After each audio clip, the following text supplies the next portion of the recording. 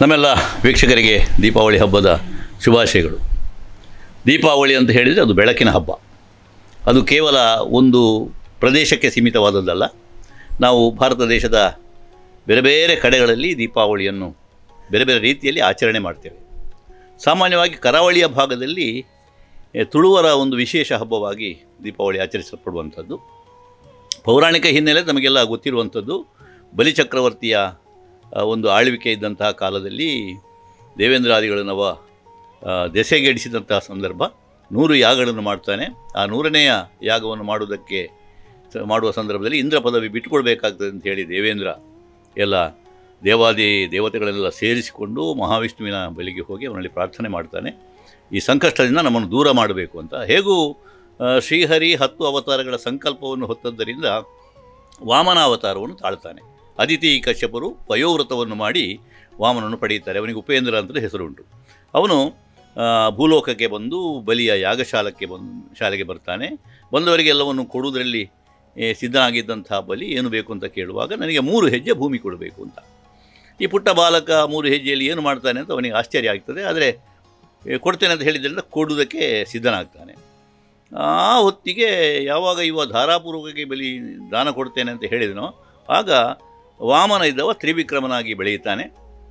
1ನೇ ಹೆಜ್ಜೆಯಿಂದ ಭೂಮಿ ಪಾತಾಳ ಎಲ್ಲವನ್ನು ಅವನು ಅಳೀತಾನೆ. 2ನೇ ಹೆಜ್ಜೆಯಿಂದ ಸ್ವರ್ಗಾದಿ ಮೇಲ್ಲೋಕಗಳನ್ನು ಅಳೀತಾನೆ. ಇನ್ನು 3ನೇ ಹೆಜ್ಜೆಗೆ ಜಾಗ ಇಲ್ಲ, ಎಲ್ಲಿ ಇಡಬೇಕು ಅಂತ ಕೇಳುವಾಗ ಹಿಂದೆ ಮುಂದೆ ನೋಡಲಿಲ್ಲ ಬಲಿ. ಅವ ದಾನಶೂರ. ಹಾಗಾಗಿ ಸರ್ವಸ್ಯ ಗಾತ್ರಸ್ಯ ಶಿರಪ್ರಧಾನ, ನನ್ನ ತಲೆಯ ಮೇಲೆ ಕಾಲಿಡ್ಬೋದು, ನನ್ನದಾಗಿ ಉಳಿದಿರುವುದು ಅದು ಅಂತ ಹೇಳಿದೆ. ಅದಕ್ಕೆ ಮೆಚ್ಚಿದಂಥ ಹರಿ ಅವನಿಗೆ ಶಾಶ್ವತವಾದಂಥ ಪಾತಾಳ ಲೋಕವನ್ನು ಆಳುವಂಥ ಒಂದು ಅವಕಾಶವನ್ನು ಕೊಡ್ತಾನೆ. ನಿನ್ನನ್ನು ನಾನು ತುಳಿತೇನೆ ಅಂತ ತಿಳಿಬೇಡ, ನಿನಗೆ ವಿಶೇಷವಾದಂಥ ಸ್ಥಾನಮಾನಗಳು ಲಭ್ಯವಾಗುವ ಹಾಗೆ ಪಾತಾಳಕ್ಕೆ ನೀನು ಹೋಗು, ಅಲ್ಲಿ ನಿನ್ನ ಪ್ರಾರ್ಥನೆಯಾಗಿ ಬಲಿ ಪ್ರಾರ್ಥನೆ ಮಾಡ್ತೇನೆ, ನಾನು ಒಬ್ಬನೇ ಹೋಗುವುದಲ್ಲ, ನನಗೆ ರಕ್ಷಕನಾಗಿ ನೀನು ಬರಬೇಕು ಅಂತ. ಆಗ ನಿನ್ನ ದ್ವಾರಪಾಲಕನಾಗಿ ನಾನಿರ್ತೇನೆ ಅಂತ. ಈ ಬಲಿದಾನ ಕೊಡುವಾಗ ತಳಿಲಿಕ್ಕೆ ಬರುವಂಥ ಶುಕ್ರಾಚಾರ್ಯ ಅವ ಕಪ್ಪೆ ಆಕಾರದಲ್ಲಿ ಈ ಧಾರೆಯ ಕಮ್ಮಡಲ್ನ ಒಂದು ತುದಿಯಲ್ಲಿ ನಿಲ್ತಾನಂತೆ. ಆಗ ದರ್ಬೆಯಿಂದ ವಾಮನ ಅದಕ್ಕೆ ಚುಚ್ಚಿದಾಗ ಅವನ ಒಂದು ಕಣ್ಣು ಹೋಗ್ತದೆ. ಆಗ ಒಕ್ಕಣ್ಣ ಶುಕ್ರಾಚಾರ್ಯ ಆಗ್ತದೆ ಅಂತ. ಅವನು ಕೂಡ ಶಾಪ ಕೊಡ್ತಾನೆ, ನೀನು ಪತನ ಆಗುವಂತ ಬಲಿಗೂ ವಿಷ್ಣುವಿಗೂ. ಹಾಗಾಗಿ ಆ ಒಂದು ಶಾಪವನ್ನು ಕೂಡ ಸ್ವೀಕಾರ ಮಾಡಿಕೊಂಡು ಪಾತಾಳ ಲೋಕದಲ್ಲಿ ಬಲಿಯಿಂದ ಇದ್ದಾನೆ ಅಂತ ಅರ್ಥ. ಮುಂದಿನ ಸೂರ್ಯ ಸಾವರ್ಣಿ ಮನ್ವಂತರದಲ್ಲಿ ಅವ ಮತ್ತೆ ಇಂದ್ರ ಪದವಿಗೆ ಹೋಗಬಹುದು ಎನ್ನುವುದನ್ನು ಕೂಡ ಶ್ರೀಹರಿ ಹೇಳ್ತಾನೆ.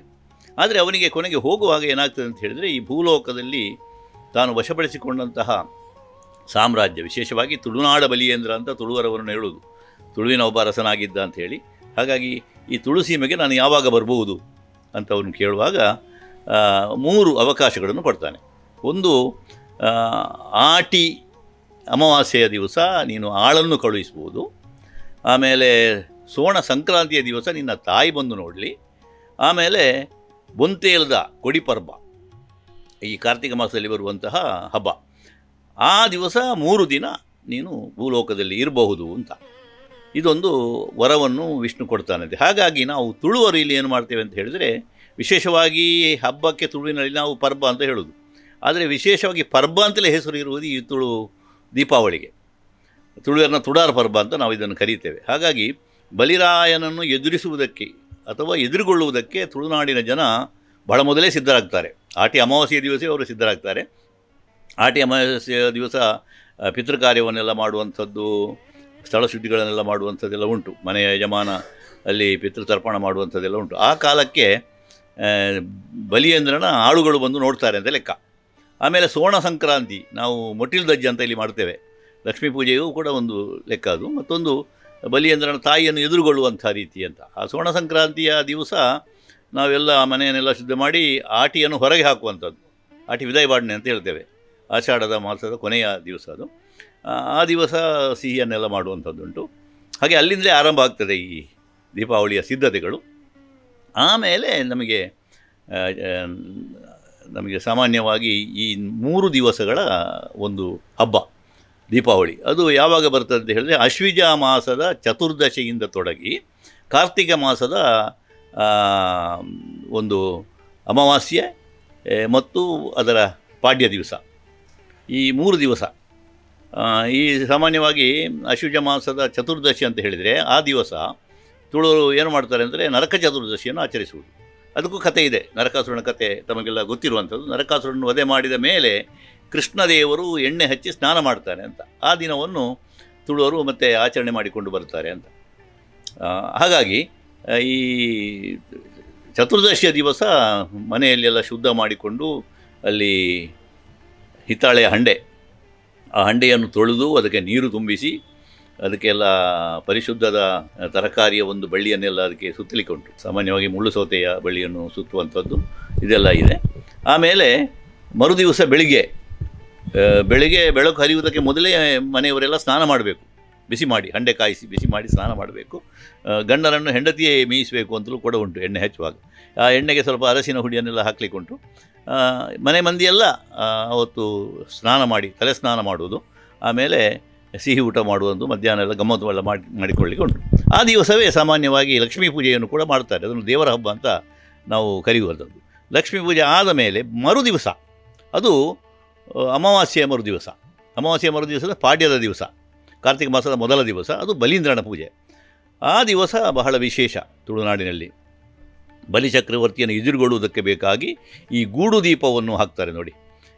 ಆಕಾಶ ಬುಟ್ಟಿಯಿಂದ ನಾವು ಹೇಳ್ತೇವೆ, ಆಕಾಶ ಮಾರ್ಗದಿಂದ ಬಲಿಚಕ್ರವರ್ತಿ ಬರ್ತಾನೆ ಅಂತ ಹೇಳಿ ಸಾಲು ಸಾಲು ಗೂಡು ದೀಪಗಳನ್ನು ಹಾಕ್ತಾರೆ. ಎಷ್ಟು ಹಾಕಿದರೂ ತೊಂದರೆ ಇಲ್ಲ. ಹಣತೆಗಳನ್ನು ಹಚ್ಚಿಡ್ತಾರೆ ಎಲ್ಲೆಲ್ಲ ಹೊಲದ ಪುಣಿಗಳ ಪ್ರದೇಶಗಳಲ್ಲಿ, ಮತ್ತು ಮನೆಯ ಎಲ್ಲ ಸುತ್ತ ವಠಾರದಲ್ಲಿ, ಮನೆಯ ಮುಂಭಾಗದಲ್ಲಿ ಎಲ್ಲ ಕಡೆ. ಈಗೆಲ್ಲ ವಿದ್ಯುತ್ ದೀಪ ಬಂದಿದೆ, ಮೊದಲೆಲ್ಲ ದೀಪಗಳನ್ನೇ ಹಚ್ಚುವಂಥದ್ದು, ಹಣತೆ ದೀಪಗಳನ್ನು ಹಚ್ಚುವಂಥದ್ದು. ಅದು ಬಲಿರಾಯನನ್ನು ನಾವು ಎದುರುಗೊಳ್ಳುವುದು ಅಂತ. ಕೇರಳದಲ್ಲಿ ಕೂಡ ಅದು ಬಹಳ ಪ್ರತೀತಿಯನ್ನು ಪಡೆದಿರುವಂಥದ್ದು. ನಮ್ಮಲ್ಲಿ ಕೃಷಿ ಸಂಸ್ಕೃತಿ, ಹಾಗಾಗಿ ತೋಟದಲ್ಲಿ, ಗದ್ದೆಯಲ್ಲಿ, ಅದರ ಹುಣಿಗಳಲ್ಲೆಲ್ಲ ಈ ದೀಪವನ್ನು ಹಚ್ಚುವಂಥ ಕ್ರಮ ಉಂಟು. ಆಮೇಲೆ ಬಲಕಿ ಮರವನ್ನು ಹಾಕಿ ಬಲೀಂದ್ರನನ್ನು ಪೂಜಿಸುವುದಂತ ಉಂಟು. ಬಲಕಿ ಮರ ಅಂದರೆ ಹಾಳೆಯ ಮರ. ನಾವು ಅದನ್ನು ಆಷಾಢದಲ್ಲಿ ಅದರ ಕೆತ್ತೆಯ ಕಷಾಯವನ್ನು ಕುಡಿತಾ ಇರ್ತೇವೆ ನೋಡಿ, ಆಷಾಢದ ಅಮಾವಾಸ್ಯೆಗೆ. ಅದೇ ಮರದ ಒಂದು 4-5 ಕವರು, ಅದರ ಒಂದು ಗೆಲ್ಲನ್ನು ಕಡಿದು ಅಷ್ಟು ಅದರಲ್ಲಿ ಇರಬೇಕು ಒಂದು ದೀಪವನ್ನು ಇಡಲಿಕ್ಕೆ. ಅದನ್ನು ತಂದು ಮನೆಯ ಮುಂಭಾಗದಲ್ಲಿ ಅಂಗಳದಲ್ಲಿ ಹಾಕುವುದು. ಅದಕ್ಕೆ ಬಲಕಿ ಮರ ಅಂತ ಹೇಳೋದು, ಬೆಳಕಿನ ಮರ ಅಂತ ಅರ್ಥ. ಹಾಗೆ ಅಲ್ಲಿ ಅದಕ್ಕೆ ಶೃಂಗಾರ ಮಾಡಲಿಕ್ಕೆ ಉಂಟು. ಗೊಂಡೆ ಹೂ ಇರ್ಬೋದು, ಪಾದೆ ಹೂ ಅಂತ ಒಂದು ಸಿಗ್ತದೆ, ಮತ್ತು ಈ ಕಿಸ್ಕಾರ ಹೂಗಳು, ಇದನ್ನೆಲ್ಲ ಹಾಕಿ ಅದಕ್ಕೆ ಮಾಲೆ ಹಾಕಿ ಅದಕ್ಕೆ ಶೃಂಗಾರ ಮಾಡೋದು. ಶೃಂಗಾರ ಮಾಡಿದ ಮೇಲೆ ಅಲ್ಲಲ್ಲಿ ಅದಕ್ಕೆ ಹಣತೆಗಳನ್ನು ಇಡೋದು. ಮೇಲೆ ಒಂದು ಹಲಿಗೆಯ ಒಂದು ಅಡ್ಡಕ್ಕೆ ಕಟ್ಟಿ ಅದರಲ್ಲಿ ಹಲಿಗೆ ಇಡಲಿಕ್ಕೆ ವ್ಯವಸ್ಥೆ ಮಾಡಿ, ಆಮೇಲೆ ಅಲ್ಲಿ ದೀಪ ಇಡ್ತಾರೆ. ಅದರಲ್ಲಿ ದೀಪ ಹಚ್ಚುವಂಥದ್ದು. ಮತ್ತು ಕೆಳಗೆ ಬಲಿಂದ್ರನಿಗೆ ಬಡಿಸಲಿಕ್ಕೊಂಡು ಒಂದು 3 ತುದಿ ಬಾಳೆಯ ಎಲೆ ಅಥವಾ 5 ತುದಿ ಬಾಳೆಯ ಎಲೆಯಲ್ಲಿ ಸಾಮಾನ್ಯವಾಗಿ ಅಲ್ಲಿ ವಿಶೇಷ ಅವಲಕ್ಕಿ, ಬೆಲ್ಲ ಮತ್ತು ತೆಂಗಿನಕಾಯಿ ಹಾಕಿ ಮಾಡಿದಂತಹ ಒಂದು ಅವಲಕ್ಕಿ, ಅದಕ್ಕೆ ಮತ್ತು ತುಪ್ಪ, ಬಾಳೆಹಣ್ಣೆಲ್ಲ ಹಾಕ್ಬೋದು.